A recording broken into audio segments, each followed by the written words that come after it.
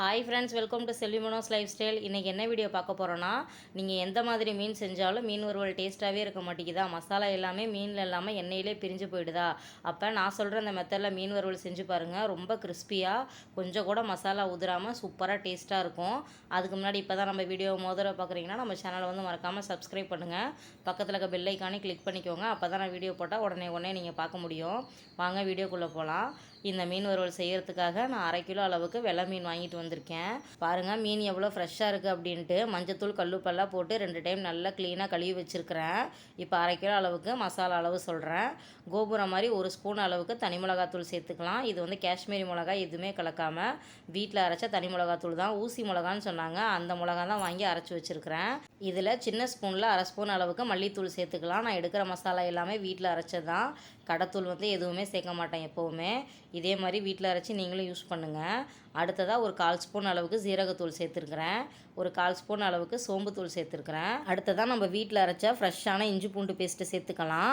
இந்த இஞ்சி பூண்டு பேஸ்ட்டு மெஷர்மெண்ட்டோட நம்மளோட சேனலில் இருக்குது, வேணும்னா கண்டிப்பாக செக் பண்ணி பாருங்கள். பேஸ்ட்டு பாருங்கள், கொஞ்சம் கூட லிக்யூடாக இல்லாமல் எந்த அளவுக்கு பதமாக இருக்குது அப்படின்ட்டு. இதில் 1/2 எலுமிச்சம்பழம் வந்து புளிஞ்சு விட்டுக்கலாம். 1/2 கிலோவுக்கு 1/2 எலுமிச்சம்பழம் அளவு வந்துட்டு சரியாக இருக்கும். நல்லா சாறுள்ள பழமாக புளிஞ்சு விட்டுக்கோங்க. அதுக்கப்புறமா 2 கொத்து கருவேப்பிலை நல்லா ஃப்ரெஷ்ஷாக எடுத்து சேர்த்துருக்குறேன். இதையும் உள்ளே சேர்த்துக்கலாம்.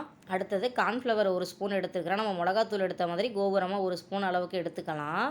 இதில் கொஞ்சமாக வந்துட்டு தேங்காய் எண்ணெய் விட்டுருக்குறேன். இப்போ இதை எல்லாத்தையும் கை வச்சு நல்லா பிசைஞ்சு கொடுங்க. தண்ணி எதுவுமே ஊற்ற வேண்டாம். அந்த இஞ்சி பூண்டில் இருக்க ஈரம், எலுமிச்சம்பழத்தோட ஈரத்துலேயே முதல்ல பிசைஞ்சு கொடுங்க. அதுக்கப்புறமா வேணும்னா நம்ம தண்ணி தெளித்து பிசைஞ்சிக்கலாம். நான் வந்து இப்போ உப்பு சேர்க்கல, அதுக்கப்புறமா தான் உப்பு சேர்க்குவேன். ஏன்னா ஃபஸ்ட்டு மசாலா எல்லாத்தையுமே பிரட்டிட்டு அதுக்கப்புறமா வந்துட்டு சேர்த்துக்கலாம். நான் சேர்த்துருக்கிற மசாலா எல்லாமே எதையுமே ஸ்கிப் பண்ணாமல் சேர்த்திங்க அப்படின்னா உங்கள் மீன் வறுவல் ரொம்ப டேஸ்ட்டாக இருக்கும். நீங்கள் கடை மசாலா போடவே தேவையில்லை. பாருங்கள், இந்த மாதிரி கொஞ்சமாக வந்துட்டு தண்ணி தெளித்து நல்லா பேஸ்ட்டாக வந்துட்டு பிசைஞ்சு எடுத்துக்கலாம்.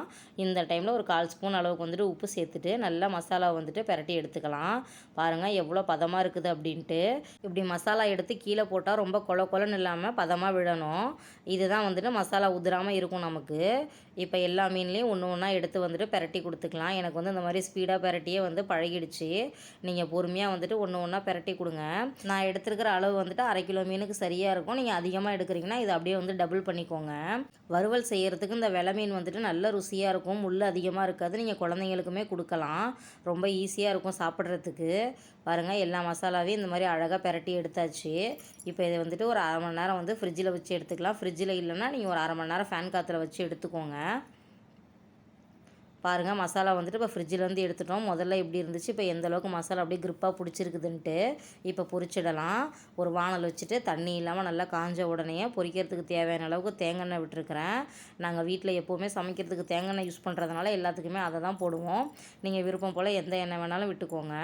நல்லா எண்ணெய் காஞ்சதுக்கப்புறமா அந்த மாதிரி மீன் துண்டுகளை வந்து உள்ளே சேருங்க. பாருங்கள் போட்டோன்னே எந்த அளவுக்கு சுற்றி பொரிஞ்சு வருது அப்படின்ட்டு. நீங்கள் மசாலா எவ்வளோ பர்ஃபெக்டாக வந்துட்டு பிரட்டி எடுத்தாலும் நீங்கள் எண்ணெயை வந்து நல்லா காய விடாமல் போட்டிங்கன்னா மசாலா வந்து அடியில் பிடிச்சிடும். அதனால் எண்ணெயை காய வைக்கிறதுலே ஒரு பதம் இருக்குது. கரெக்டாக காய வச்சு போட்டிங்கன்னா அந்த மாதிரி சுற்றி அழகாக பொரிஞ்சு வரும். ஒரு 2-3 நிமிஷத்துக்கு வந்துட்டு சுத்தமாக டிஸ்டர்ப் பண்ண வேணாம். அதுக்கப்புறமா அந்த மாதிரி கரண்டி வச்சு லேசாக நகர்த்தி மட்டும் கொடுங்க. அப்போ தான் அடியில் வந்துட்டு ஒட்டிக்காது, நல்லா வெந்து வரும். நீங்கள் எந்த மீன் செஞ்சாலும் இதே மெத்தட் தான். அப்படி லேசாக நகர்த்தி கொடுத்துட்டு மறுபடியும் ஒரு 2 நிமிஷம் வந்து டிஸ்டர்ப் பண்ண வேணாம், அப்படியே விட்டுருங்க. நல்லா அடிப்பக்கிட்டு வந்துட்டு வெந்து வரட்டும். அதுக்கப்புறம் பொறுமையாக இன்னொரு பக்கம் வந்து திருப்பி போடுங்க. தேங்காய் எண்ணெய்ன்றதுனால வந்து நல்லா பொரிஞ்சு வந்துட்டு இருக்குது. மற்ற எண்ணெய்லாம் லேசாக அப்படியே மேலே வந்து சலசலப்பு கம்மியாகும். இப்போ பொறுமையாக வந்துட்டு திருப்பி போடுங்க. மீன் வந்துட்டு இந்த மாதிரி டீப் ஃப்ரை பண்ணும்போது கொஞ்சம் தள்ளி நின்றுக்கோங்க. முடிஞ்சளவு குழந்தைங்கள பொரிக்க விடாதீங்க. ஏன்னா டப்புன்னு மீன் வந்துட்டு வெடிக்க ஆரம்பிச்சிடும். அதனால் கவனமாக பொரிச்சு எடுங்க. பாருங்கள் ஒரு பக்கம் வந்துட்டு எந்த அளவுக்கு பதமாக வெந்திருக்குது அப்படின்ட்டு. கொஞ்சம் கூட வந்துட்டு மசாலா எண்ணெயில் பிரியவே இல்லை. உங்களுக்கு எண்ணெய் எந்த கலரில் ஊற்றுனீங்களோ அதே கலரில் இருந்தால் தான் உங்களை மசாலா எல்லாமே மீனில் இருக்கும். இல்லைனா எல்லாமே வந்துட்டு எண்ணெயில் போயிடும். இப்போ மறுபடியும் ஒரு 2-3 நிமிஷம் அதே மாதிரி வந்து டிஸ்டர்ப் பண்ணாமல் விட்டுட்டு 2 பக்கம் வந்துட்டு பொறுமையாக மீடியம் ஃப்ளேமில் வச்சு திருப்பி போடுங்க. நீங்கள் மீன் போடுறப்ப மட்டும்தான் ஹை ஃப்ளேமில் இருக்கணும். போட்டதுக்கப்புறமா மீடியம் ஃப்ளேமுக்கு வந்துட்டு மாற்றி விட்டுடுங்க. இந்த மாதிரி பொறுமையாக 2 பக்கம் திருப்பி போட்டு எடுத்திங்கன்னா நல்லா முறுன்னு சூப்பராக வந்துட்டு மீன் வறுவல் கிடைக்கும். இப்போ பாருங்கள் நம்மளோட மீன் வறுவல் வந்துட்டு ரெடி ஆகிடுச்சு. இப்போ நம்ம வந்து எடுத்துடலாம்.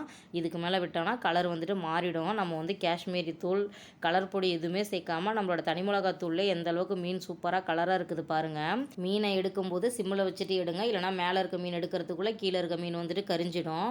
வீட்டில் இருக்க மசாலா பொருட்கள்லேயே நான் செஞ்ச மாதிரி நீங்களும் அளவு போட்டு செஞ்சு பார்த்துட்டு எப்படி இருக்குன்ட்டு கண்டிப்பாக கமெண்ட் பண்ணுங்கள்.